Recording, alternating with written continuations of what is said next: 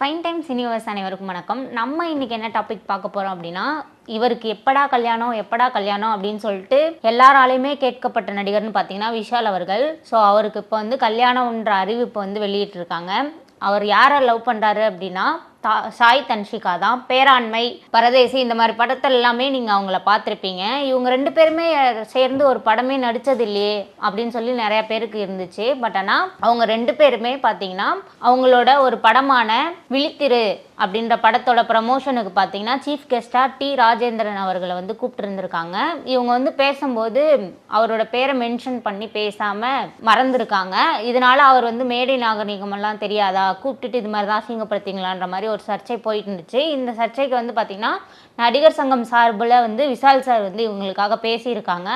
இதன் மூலியமாக அவங்களுக்கு வந்து நட்பு உருவாகி நட்பு வந்து காதலாகிருக்கு. இவங்களுக்கான நட்பு வந்து பார்த்திங்கன்னா 15 வருஷமாக இருக்குது அப்படின்னு சொல்லியிருக்காங்க.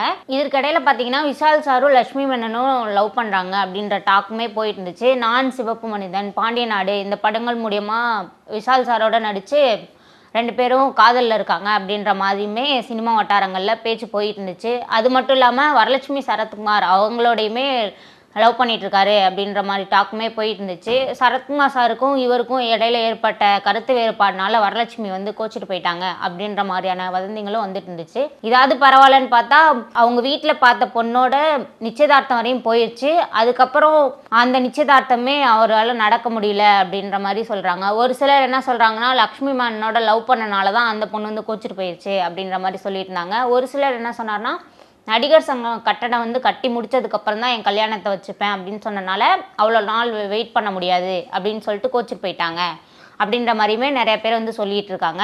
பட் ஆனால் அவர் நடிகர் சங்க கட்டடத்தை முடிச்சுட்டு தான் நான் கல்யாணம் பண்ணுவேன் அப்படின்னு சொல்லிட்டு உறுதியாக இருந்திருக்காரு. அதுபடி பார்த்தீங்கன்னா ஆகஸ்ட் 15 வந்து நடிகர் சங்க கட்டணம் வந்து திறந்துட்டு அதுக்கப்புறம் ஆகஸ்ட் 29 வந்து இவங்க ரெண்டு பேரும் கல்யாணம் பண்ணிக்க போகிறாங்க அப்படின்னு சொல்லிட்டு தகவல்லாம் பரவிட்டு இருக்கு. அதையுமே அவங்க வந்து யோகிடா மேடையில் வந்து உறுதிப்படுத்திட்டாங்க.